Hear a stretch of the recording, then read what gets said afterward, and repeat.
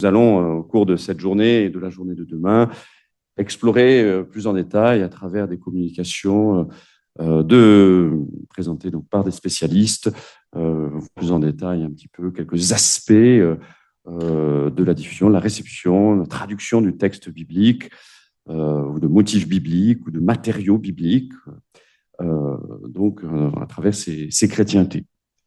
Donc je suis très heureux et honoré de pouvoir modérer, présider cette session consacrée à l'Égypte, au cours de laquelle il y aura quatre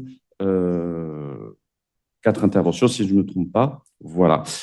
Je vais, avant de présenter notre premier intervenant, je vais faire je me permets, il m'a été demandé de le faire, de faire un petit rappel sur, disons, le paysage multilingue, disons, de l'Égypte à l'époque antique et médiévale. Alors, cela a déjà été évoqué hier lors de la conférence introductive, mais voilà, simplement quelques éléments de rappel.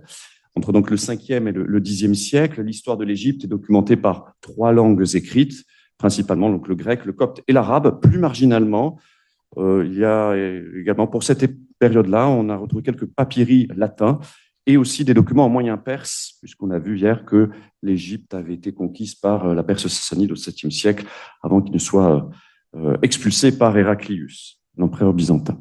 Alors on l'a dit, hein, le grec s'implanta en Égypte à la suite des conquêtes d'Alexandre le Grand au IVe siècle avant notre ère. C'est la langue de la partie orientale, hein, de l'Empire romain, langue de l'administration de l'Égypte tardo-antique.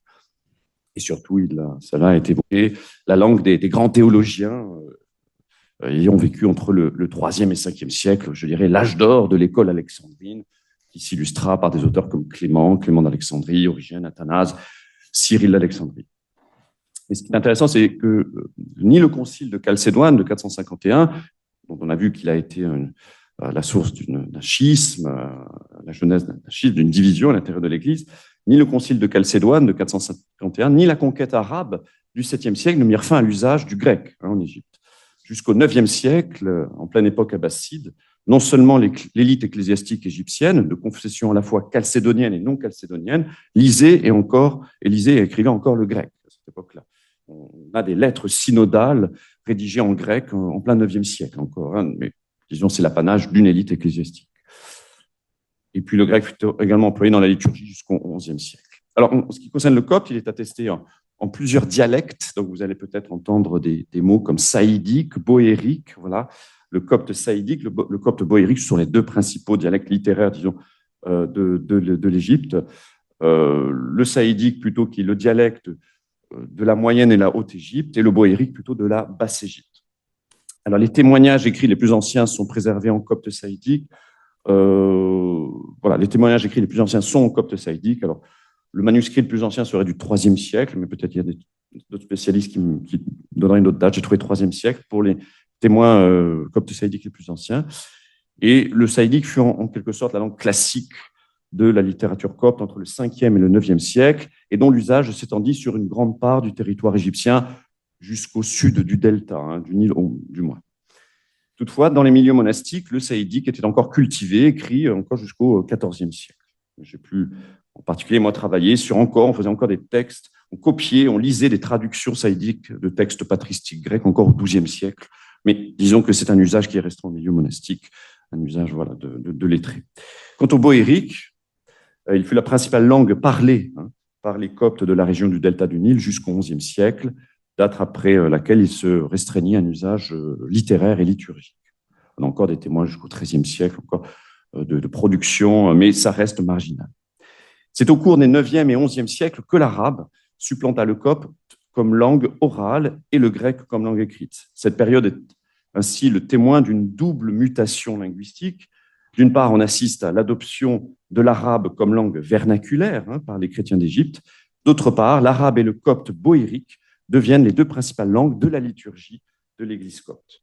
L'arabisation progressive des chrétiens d'Égypte conduisit, ça a été évoqué brièvement hier, conduisit à la naissance d'une riche littérature chrétienne de langue arabe et à l'émergence d'une pensée théologique chrétienne très originale exprimée en arabe. Et au cours des XIIIe et XIVe siècles, le christianisme copte connut une renaissance, qu'on appelle une renaissance littéraire et intellectuelle, portée par des grands auteurs et théologiens chrétiens de langue arabe, comme les frères Ibn al-Asal, Boutros al-Sadamenti ou encore Ibn al-Rahib. Alors, seulement ce petit survol, je voulais simplement insister sur le caractère multilingue de l'Égypte, tardo-antique et médiévale, mais surtout mentionner l'importance de l'arabe comme langue écrite des chrétiens d'Égypte et du Moyen-Âge. J'insiste sur l'arabe parce que malheureusement, nous n'avons pas, ce colloque n'évoquera pas cet aspect du christianisme égyptien, ce christianisme égyptien dans langue arabe. Nous n'avons pu trouver malheureusement un intervenant sur la question, mais je tenais quand même à insister sur ce point que l'arabe fait partie aussi des grandes langues littéraires du christianisme égyptien à l'époque médiévale. Voilà quelques éléments à garder en tête pour la suite de nos réflexions.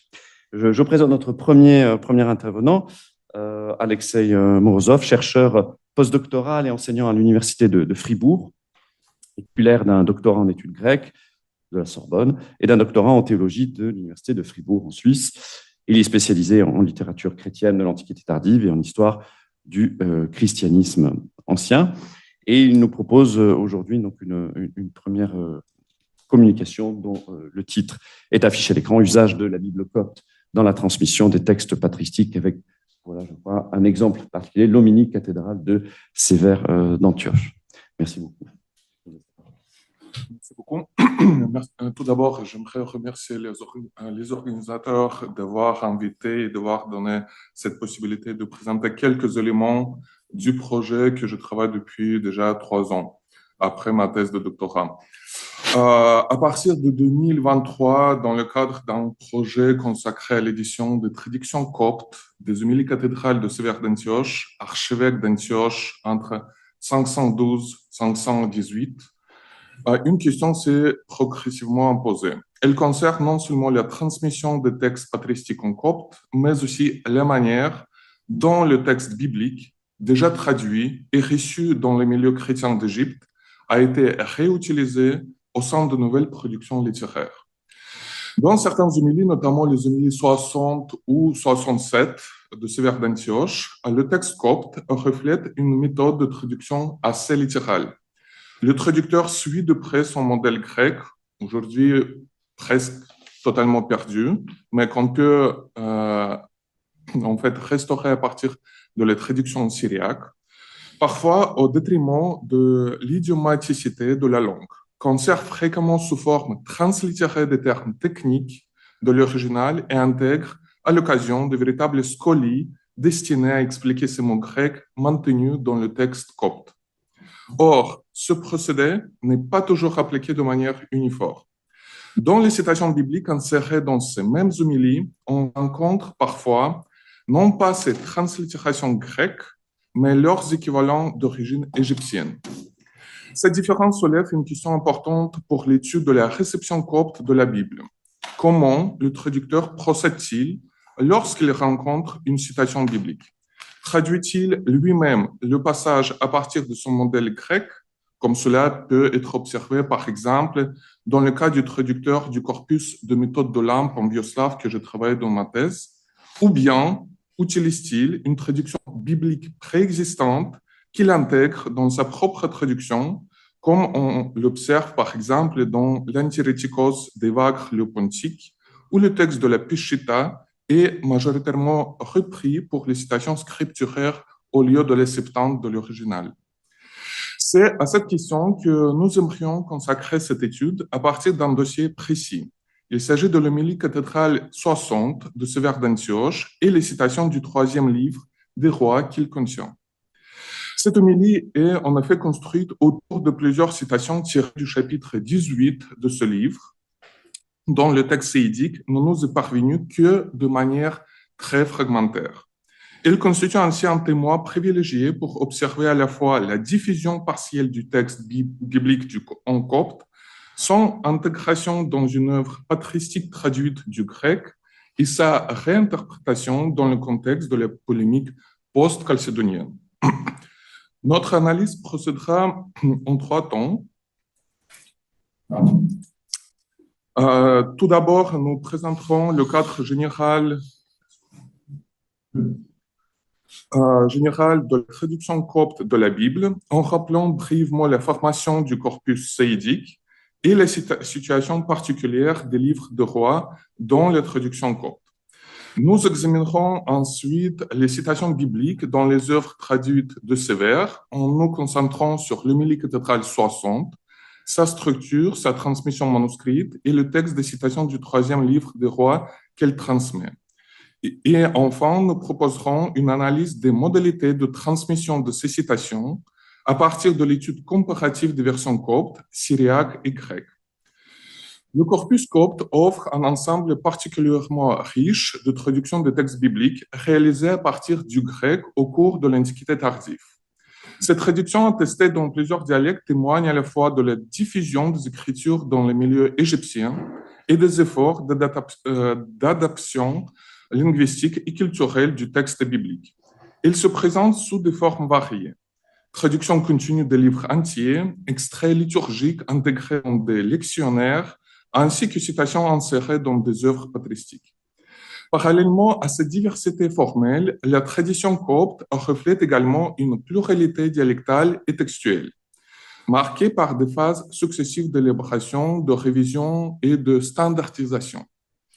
Depuis les premières attestations sous forme de glose jusqu'à l'élaboration d'une version saïdique relativement stabilisée.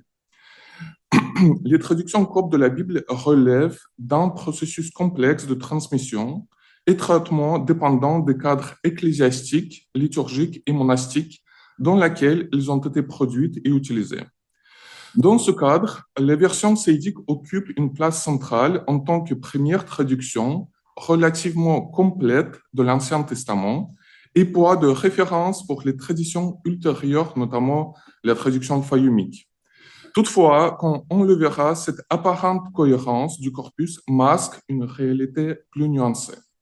La transmission manuscrite des différents livres bibliques est inégale, certains étant bien attestés, tandis que d'autres, en particulier les deux dernières des 4 livres des rois, ici j'utilise plutôt la division de la Septante, c'est-à-dire 2 de Samuel, 2 de rois, ne nous sont parvenus que de manière fragmentaire. Avant d'aborder la question spécifique de la traduction copte des livres de rois, il paraît nécessaire de dresser un panorama général de l'histoire des traductions coptes de la Bible et en particulier de la formation du corpus saïdique. Les premières étapes de cette traduction sont attestées par des témoins fragmentaires sous forme de gloses et d'annotations marginales, qui témoignent d'un travail précoce d'appropriation du texte biblique en langue égyptienne. Ici, par exemple, vous avez 3 papyri qui contiennent le texte grec et sur les marges, on a en fait les lexiques coptes, les équivalents égyptiens pour certains mots techniques grecs. À ces témoins précoces s'ajoutent, dès le IVe siècle, des manuscrits dits mixtes qui associent textes bibliques canoniques et écrits apocryphes ou patristiques.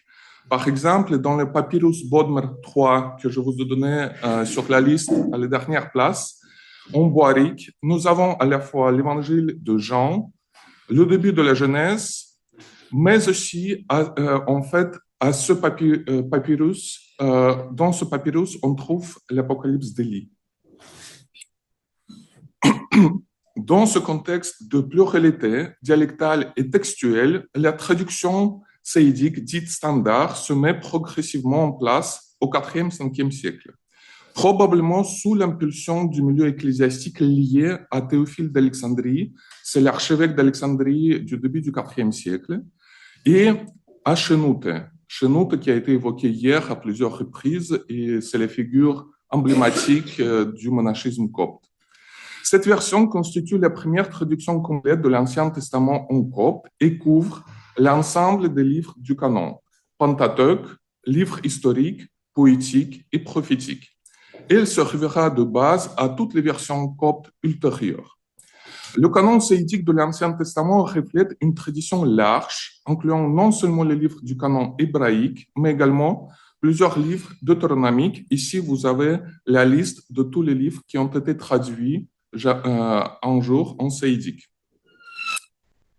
Cette configuration canonique s'explique en grande partie par l'influence exercée par la liste des livres bibliques proposée dans la 39e lettre fistale écrite en 367 d'Athanas d'Alexandrie, dont le texte nous est conservé à la fois en grec et en copte. C'est en fait une des rares lettres d'Athanas d'Alexandrie, lettre fistale, qui est conservée en grec. Parce que la plupart de ce qu'on a conservé, soit c'est en copte, soit en syriaque. Athanas, il distingue les livres canoniques, ce que j'ai mis en jaune, en nombre de 22 pour l'Ancien Testament, selon la tradition juive. Et les livres recommandés pour la lecture des catéchumènes qu'il donne à la fin, tels que la sagesse de Salomon, le Siracide, Judith ou Tobie.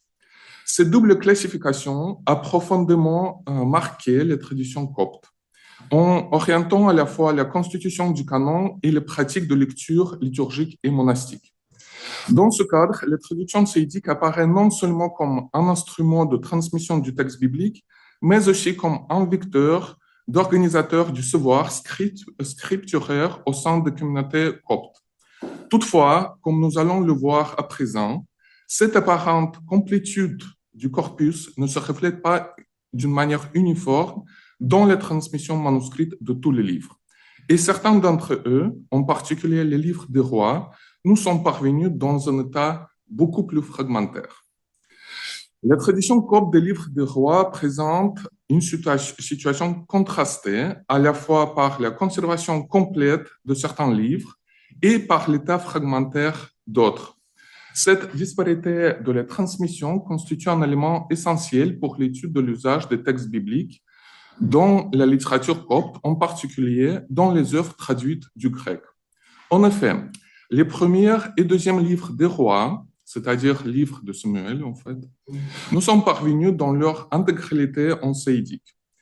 Leurs textes conservés notamment grâce à plusieurs témoins manuscrits sous forme fragmentaire et la totalité est transmise par le manuscrit conservé à Morgan Library sous la code M567 en séidique, aujourd'hui conservé à New York et édité dans la collection Corpus Scriptorium Christianorum Orientale. Cette conservation relativement complète permet d'étudier de manière suivie les choix lexicaux et les procédés de traduction propres à la version copte de ces livres. En revanche, la situation est sensiblement différente pour les troisième et quatrième livres des rois, c'est-à-dire premier, deuxième livre des rois selon le canon hébraïque. Dans le texte, nous est parvenu que de manière fragmentaire. Cette transmission lacunaire concerne en particulier le troisième livre des rois, pour lequel seuls certains chapitres, ou certains plutôt versets, sont attestés. Ainsi, pour le livre 3, vous avez ici le tableau. J'ai marqué en rouge les versets qui sont conservés sous forme fragmentaire. Et ce qui n'est pas marqué, c'est en fait le texte qui est complètement perdu. Notamment, par exemple, le chapitre 18 n'est pas parvenu jusqu'à nous, tandis que pour le chapitre 22, on a presque, je dirais, la totalité, à part quelques versets qui manquent. Ces fragments du texte séidique du troisième livre des rois proviennent de trois types principaux de sources manuscrites qui témoignent des modalités concrètes de transmission de ce livre dans les traditions coptes. Le premier groupe est constitué par les lectionnaires vétérotestamentaires annuels. À titre d'exemple, le manuscrit SA, c'est-à-dire séidique, 625L, dont un des folios est conservé à la Bibliothèque nationale de France, est daté du 7e siècle, contient des passages du livre 3 des rois, chapitre 3, versets 11 à 15, et chapitre 10, versets 1 à 6. Ainsi, c'est grâce à l'intégration de certains extraits de ce livre dans le cycle liturgique ordinaire que nous avons accès aux traces de la traduction séidique du troisième livre des rois. Un deuxième groupe est formé par les lectionnaires pascals, liés plus spécifiquement à l'office de la Semaine sainte. Le manuscrit SA 16L, dont certains feuillets sont conservés à la Bibliothèque apostolique Vatican, et qui est daté d'avant l'année 1443, transmet ainsi le péricope de ce livre des Rois, chapitre 19, versets 9 à 14, lu lors de l'office de la troisième heure du mardi de la semaine sainte. Ce type de source est particulièrement important car il explique la conservation de certains passages précis du texte biblique d'une manière indépendante de la transmission continue du livre. Enfin, un troisième groupe rassemble des fragments dont le type de recueil reste à déterminer. C'est le cas du manuscrit SA 2147, conservé à Florence, qui contient quelques versets du chapitre 7 du livre en question.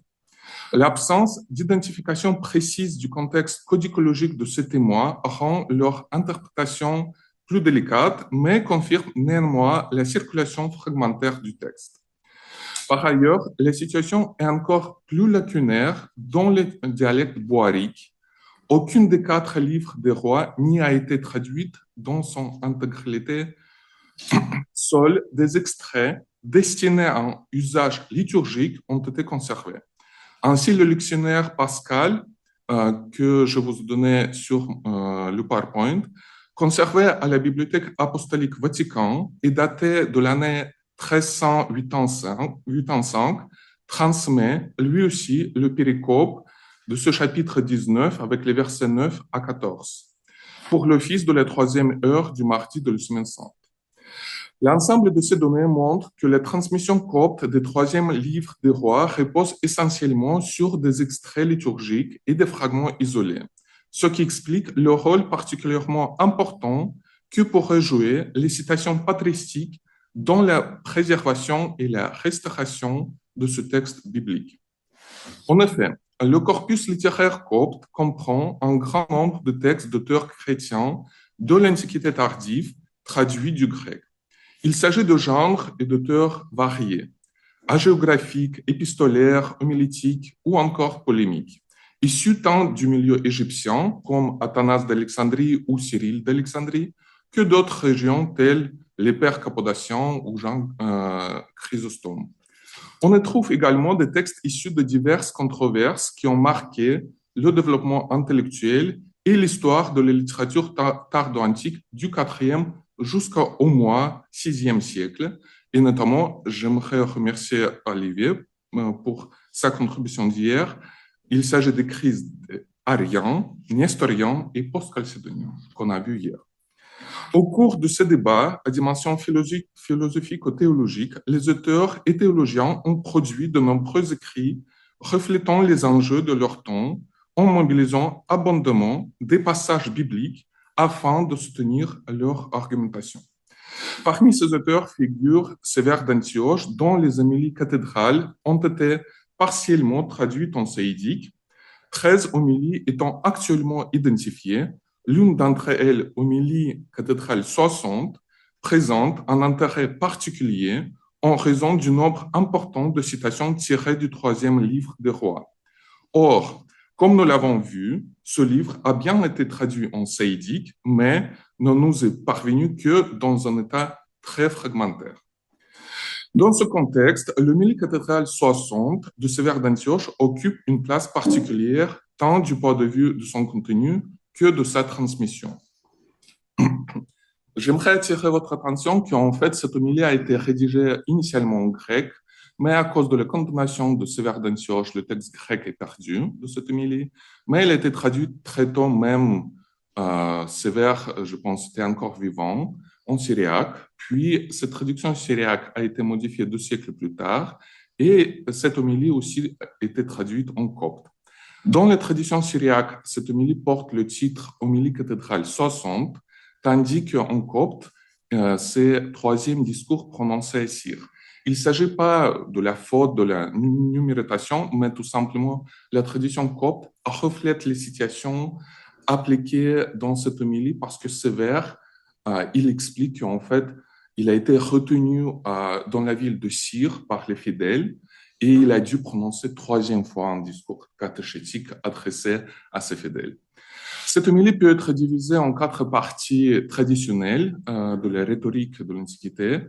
On a l'exode, narration, argumentation, péroraison. Ce qui est très important pour mon propos, c'est les parties dites narration. En fait, elle contient le récit, la paraphrase et les citations directes tirées du troisième livre des rois, du chapitre 18. Tandis que dans l'argumentation, Sévère reprend en fait ce passage biblique et explique en l'appliquant en fait à cette situation de l'époque où il dit qu'en fait Élie, le prophète Élie, c'est Sévère lui-même, alors que les faux prêtres de Baal, ce sont ceux de Chalcédoine, en fait, ce sont les orthodoxes chalcédoniens. Et en fait, le feu qui est venu du ciel, c'est le Christ. Voilà. Maintenant, je vous propose de passer à la question de la transmission. En fait, cette homélie cathédrale est conservée uniquement grâce à un seul manuscrit copte datant du milieu du XIe siècle. C'est le manuscrit, vous avez ici en fait le code MON-B.CQ.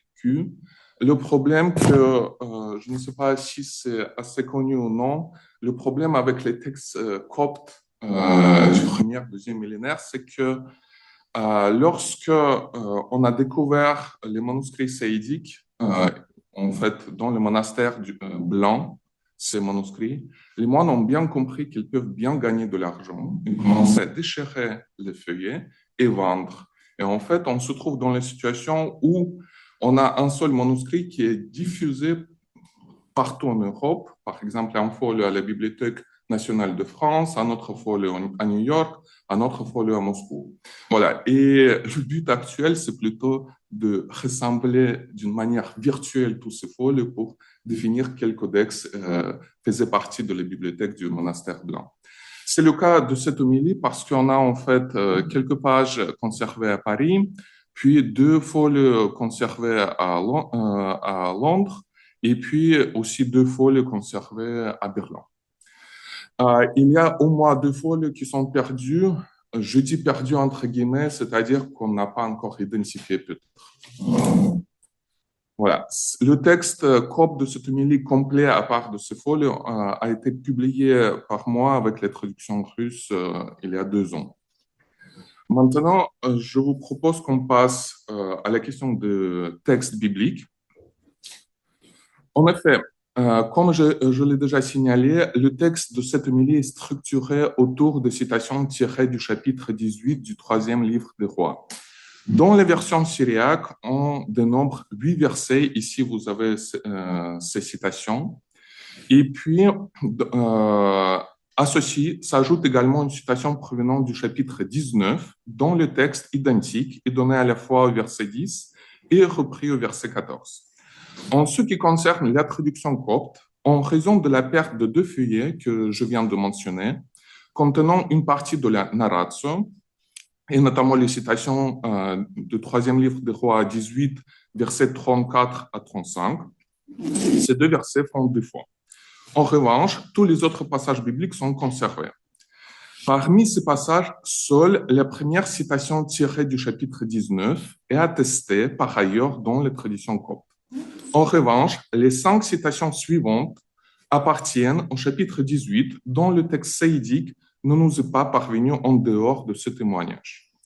À partir de ce constat se pose une question essentielle pour l'analyse de ces citations bibliques dans les versions coptes de l'homélie. Quelle est l'origine de leur traduction? Faut-il supposer que le traducteur de l'homélie a lui-même traduit ces passages directement à partir du grec en s'appuyant sur le texte scripturaire intégré dans l'original de Sévère d'Antioche, ou bien convient-il plutôt d'envisager qu'il a eu recours à une traduction copte préexistante de la Bible qu'il aurait insérée entièrement ou partiellement dans le texte de l'homélie? Cette alternative traduction autonome ou reprise d'un texte déjà établi appelle une analyse plus détaillée des citations elles-mêmes que nous proposons d'examiner dans une 3e partie. L'étude des particularités linguistiques, des choix lexicaux ainsi que des convergences et divergences entre les versions coptes, syriaques et le texte grec permettra de préciser les modalités de transmission de ces citations et plus largement d'éclairer les pratiques de traduction et d'usage de la Bible dans le corpus copte.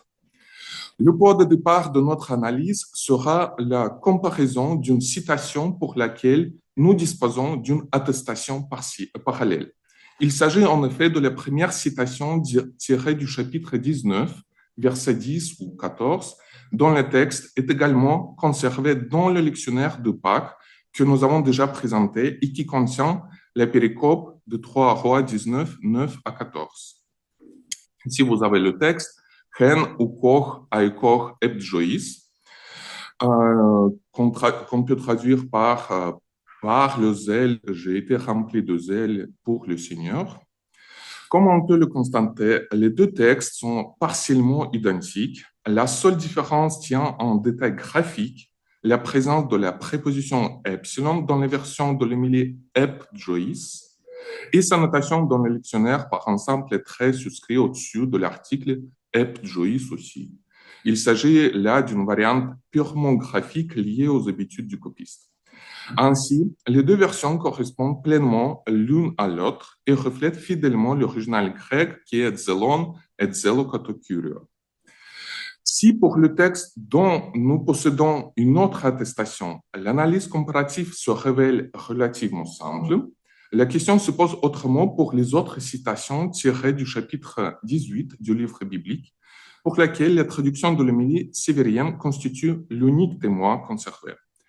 Dans une telle situation, un poids d'appui nous est fourni par les dernières citations du troisième livre des rois utilisé dans l'homélie, que l'on peut confronter au texte grec de la Septante, édité par Alfred Ralphs, seule édition critique disponible à ce jour pour ce livre, dans la mesure où l'édition du projet de Göttingen n'est pas encore achevée. Ici, je lis la traduction de ce passage faite à partir du texte copte. Il a tout dévoré à la fois, l'Holocauste, le bois, l'eau qui est dans la mer et les pierres de la terre. Tout le peuple, en voyant cela, tomba face contre terre, se prosternant et disant, en vérité, le Seigneur est Dieu, c'est lui qui est Dieu. La comparaison de ce texte copte fait apparaître plusieurs éléments particulièrement intéressants. Tout d'abord, à la différence du texte grec, la version copte omet l'expression exelixen topur, ce que j'ai mis en rouge en grec, c'est-à-dire le feu consuma, tandis que les deux éléments distincts, tous, litus, kai, ton, hun, les pierres et la poussière, ça c'est mis en violet, sont fusionnés en une expression génitivale copte, non emp kekar, c'est-à-dire les pierres de la terre, dont la cohérence sémantique apparaît ici difficile à justifier. En outre, les versions coptes présentent plusieurs éléments absents du texte grec édité par Ralphs, comme par exemple tero, hi ou sop, c'est en jeune, tout à la fois, ou enteref nao et pai, en voyant cela, ainsi que edgem kach ev washet, contre terre, se prosternant. Enfin, et c'est ici le poids décisif, les versions coptes emploient le terme klil pour rendre le grec holocaustoma, holocauste. C'est sur cet élément que nous souhaitons nous arrêter car il permet d'éclairer la manière dont les citations bibliques est intégrée dans l'exégèse de Sévère d'Antioche. En effet, dans l'homélie, cette citation n'est pas isolée, mais reprise et interprétée dans le développement exégétique théologique. Or, le texte grec original de l'homélie étant perdu, c'est la traduction syriaque qui nous permet d'observer ce phénomène. Dans cette version ancienne, le terme correspondant à Holocauste, c'est Yogdo Shalmo, apparaît à la fois dans les citations scripturaires et dans le passage exégétique qui suit, assurant ainsi une continuité lexicale entre le texte biblique et son exégèse. La situation du texte copte est à cet égard particulièrement révélatrice. Alors que les citations bibliques utilisent le terme klil, d'origine égyptienne, l'exégèse reprend le grec hologavdoma, qui constitue une translittération du grec holocaustoma. Ici, je l'ai mis en bleu. Cette dissociation terminologique dans les versions coptes ne peut guère s'expliquer par une simple variation stylistique. Elle suggère plutôt une stratification du texte. D'une part, une citation biblique transmise selon une tradition copte déjà constituée, utilisant un lexique d'origine égyptienne. D'autre part, un discours exégétique traduit plus directement du grec, conservant la terminologie technique de l'original. Afin de mettre à l'épreuve cette hypothèse, il convient d'élargir les perspectives en examinant l'usage du terme grec holocaustoma dans l'ensemble du texte de la Septante. Une telle démarche permet de situer le choix lexical du traducteur copte dans un cadre plus large et d'évaluer dans quelle mesure il s'inscrit dans une traduction biblique déjà établie. Le terme holocaustoma est extrêmement fréquent dans les Septante. Je suis conscient que c'est presque invisible, mais en fait, on le trouve presque 200 fois dans les Septante, ce terme, dans différents livres, notamment dans le Lévitique, mais aussi dans les livres des Nombres, les Juges, les livres historiques et les livres prophétiques. Concernant la présence du terme holocaustoma dans les traditions textuelles coptes et les modalités de sa traduction, il convient, dans un premier temps, d'exclure de la liste des occurrences attestées dans les Septante les passages qui nous sont parvenus en copte. En fait, il y a plusieurs passages où holocaustoma apparaît dans les textes grecs, mais qu'on n'a pas conservé en copte, en fait. Et il s'agit de 64 occurrences, c'est-à-dire on enlève ces 64 occurrences parce qu'on n'a pas de texte copte. Quant aux autres occurrences, l'examen du corpus montre que le terme grec est rendu en copte selon 3 modalités distinctes, dont 2 ont déjà été observées dans le texte de l'Homélie 60 de Sévère d'Antioche. Le terme d'origine égyptienne, klil, aussi il est utilisé pour le terme holokaustosis, et la translittération grecque hologavdoma, aussi utilisée pour le terme holokaustosis. Le terme égyptien klil est attesté environ 80 à 80 reprises. Ici, je vous ai donné avec les couleurs, en fait, ce que j'ai marqué en vert, c'est l'utilisation du terme klil.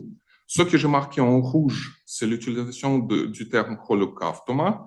Et ce que j'ai marqué en jaune, c'est un autre terme, c'est le terme chusouche, qui est attesté de manière beaucoup plus restreinte, exclusivement dans 2 livres prophétiques, Isaïe et Jérémie.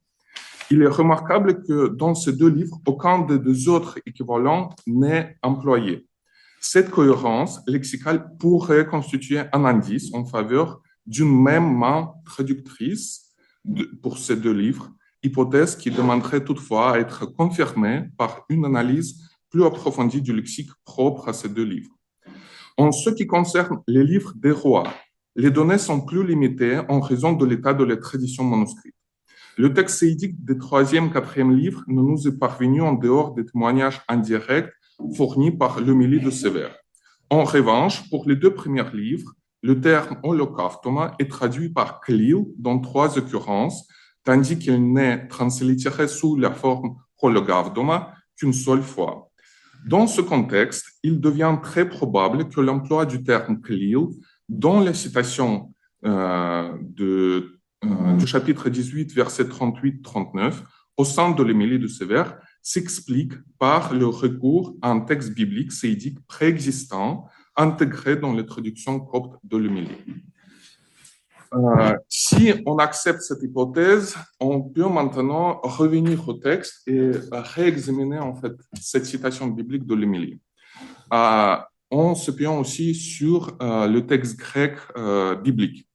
Premièrement, l'omission de l'expression exelix en tot pur, le feu consuma, peut s'expliquer par un phénomène de saut du même au même, homotéloton, survenu lors de la transmission du texte qu'il convient de situer au niveau du modèle séidique de l'homélie.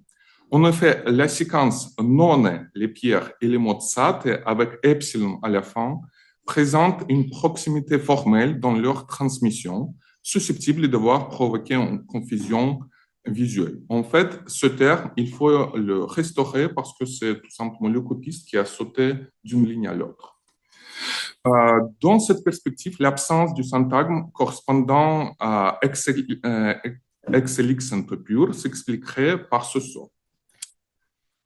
Concernant les autres éléments du texte copte qui diffèrent de l'édition de Ralphs, par exemple, c'est les termes thalassa qui correspond à ta'ala chez Ralphs, ou interefnao epai efpachtef face à kaepesen. Ici, ces différentes, ces variantes du texte copte, en fait, on trouve l'explication dans la tradition manuscrite du texte grec de les 70, parce que Ralphs, il a fait le choix assez restreint, le paragraphe critique est assez restreint, et cette édition de Göttingen qu'on attend, il n'est pas encore achevé.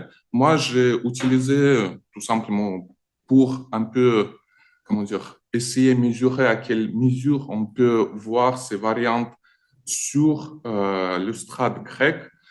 J'ai utilisé le Codex Alexandrinus et ici nous pouvons voir qu'en fait Thalas utilisé en copte est présent aussi dans le Codex Alexandrinus, ainsi que Eidan, ils ont vu, qui est présent en copte interefnao, mais qui est absent de la Septante, est aussi présent dans le grec. Simplement, ça s'explique par la tradition textuelle du texte grec biblique. Et à cause du fait qu'on n'a pas encore l'édition complète, l'édition standard de Göttingen, ici j'ai proposé tout simplement petite para avec des variantes qu'on peut relever du texte copte par rapport à l'édition de Ralphs.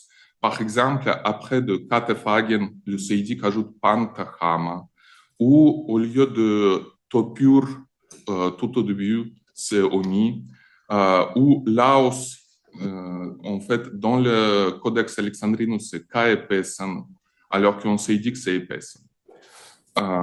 Au terme de cette analyse, il paraît que les citations bibliques conservées dans l'homélie cathédrale 60 ne constituent pas seulement un élément rhétorique ou exégétique du discours de Sévère d'Antioche, ils représentent également un témoin direct de la Bible copte et plus précisément d'un état du troisième livre des rois dont la transmission séidique directe demeure extrêmement lacunaire.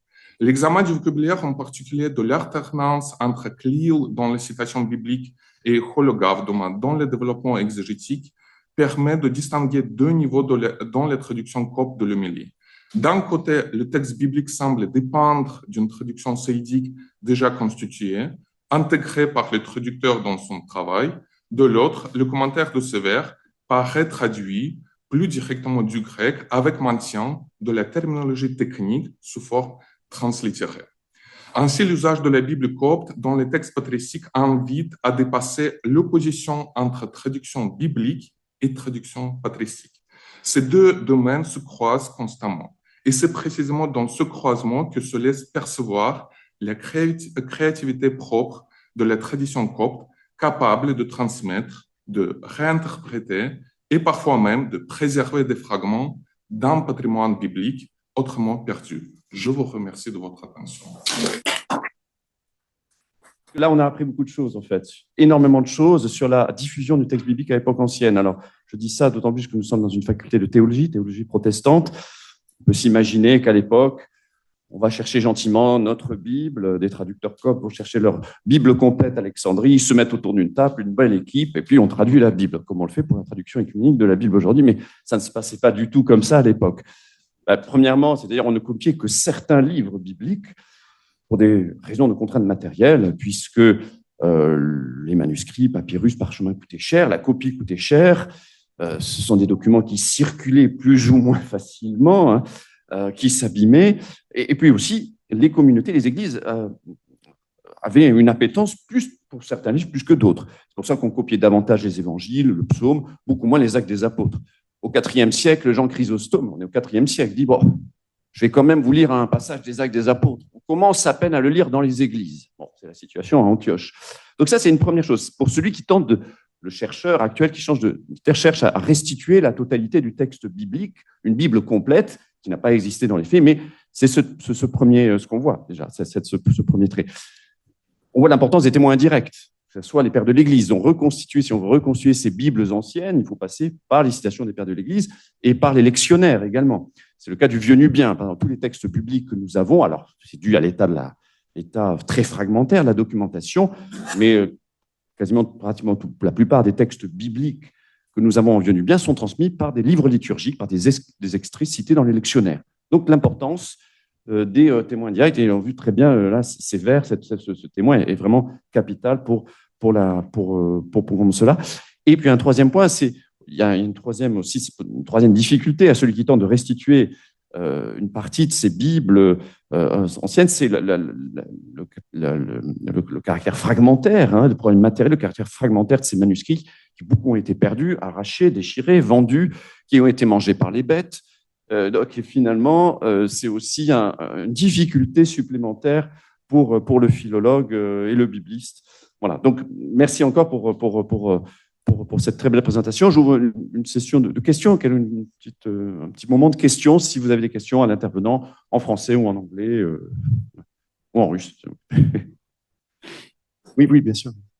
Est-on sûr que le texte copte de l'homélie a été traduit du grec et pas du syriaque? Ça, oui. C'est-à-dire que quand on compare en fait le texte copte, il suit vraiment... on suppose le grec derrière. Par exemple, alors que le syriaque, qui est parvenu jusqu'à nous maintenant, qui a été édité, si on compare, quand même, il y a des variantes assez importantes, tout d'abord. Et puis, c'est la syntaxe. Comme j'ai souligné, en fait, le traducteur, notamment de 7060, il suit vraiment de près son modèle contre l'intuition naturelle de la langue copte. Par exemple, le complément d'objet direct, il se trouve très loin en faisant la confusion si on n'a pas eu le syriaque à côté pour voir ce elle, cette préposition elle syriaque pour le complément d'objet direct, on aurait compris qu'il s'agit plutôt de complément de nom, l'expression génitivale. C'est-à-dire que là, on voit vraiment derrière le grec et pas le syriaque. Oui. Un grand merci Alexei pour cette communication extrêmement intéressante, une question très intéressante. Moi, j'ai des questions peut-être juste très générales, peut-être que j'ai manqué, mais est-ce que tu as, pardon, est-ce que vous avez précisé le moment de réception et de copie des homélies de Sévère d'Antioche en Égypte? Est-ce qu'on peut dater à quel moment est-ce que les scribes, enfin les copistes ont commencé à traduire? Et puis, je vais une autre question qui est liée, c'est la réception, c'est-à-dire est-ce que ce sont plutôt au milieu épiscopal, des moines, voilà, qui lit et qui utilise ce texte? Merci beaucoup. Merci beaucoup. Je commence par la deuxième question. En fait, la transmission de textes des homélies de Sévère, c'est intéressant parce qu'on a à la fois les manuscrits monastiques, les codex, grands codex de parchemin, on a des manuscrits papier, on a des manuscrits palimpsestes, mais aussi on a des papyri, et puis on a des inscriptions. C'est-à-dire que les églises ont été ornées par les citations tirées des homélies de Sévère d'Antioche. Malheureusement, ces églises ont été découvertes au XIXe siècle, les inscriptions ont été éditées et ensuite elles sont détruites. On n'a pas conservé jusqu'à nous. Voilà. Mais en fait, le milieu est assez répandu, c'est-à-dire on l'utilise d'une manière liturgique, notamment la plupart des homélies qui sont traduites, elles sont liées au sujet liturgique. Marie, puis son discours, son premier discours cathédral qu'il a prononcé après avoir été ordonné archevêque. Voilà. Sinon, les traces de l'utilisation de ces vers, c'est-à-dire quand on commence à traduire, ça c'est plus compliqué. On voit d'après ces traductions que la terminologie dite antichalcédonienne n'est pas encore fixe. Chaque traduction contient différentes manières de traduire certains adverbe technique concernant la christologie. Ça, c'est une des choses. Et les dates les plus sûres, plus ou moins, ce sont les dates à partir desquelles on peut dater les manuscrits conservés. Par exemple, le Mili cathédrale 2 est conservé par un petit fragment de papyrus qui date du 7e siècle. Voilà. Dire plus, pour l'instant, c'est impossible. Oui. J'ai repéré dans la traduction boérique de Job un passage très clair où le copte est plus proche de l'hébreu que ça ne veut pas dire évidemment que le traducteur a une connaissance du texte hébreu, vous pouvez le lire, mais la seule explication possible pour moi, c'est que le texte grec de référence n'est pas la Septante, mais Aquila, qui est plus hébraïque. On peut expliquer ça comme... Alors, je crois ce n'est pas certainement pas le cas dans ce que vous avez. Non, en fait. Mais il doit y avoir eu aussi des traducteurs qui étaient capables de se référer pas à la Septante, d'ailleurs, quel manuscrit de la Septante, mais aux autres versions. Oui, ça c'est la question, c'est vraiment la question parce que moi j'ai choisi seulement 2 citations pour cette présentation, plus ou moins qui peuvent illustrer l'état des choses, mais la question c'est aussi, compte tenu que l'édition critique de Göttingen n'est pas achevée, moi-même je ne vais pas prendre toute cette tâche d'exploiter les manuscrits de la Septante avec ce livre, mais c'est ça reste la question parce que notamment, comme vous avez vu, il y avait des expressions lorsque le peuple a vu qui est absent d'un manuscrit à l'autre. Mais c'est aussi intéressant, j'ai comparé, ça je n'ai pas inclus dans ma présentation, j'ai comparé le texte copte avec le syriaque, en fait, la traduction syriaque.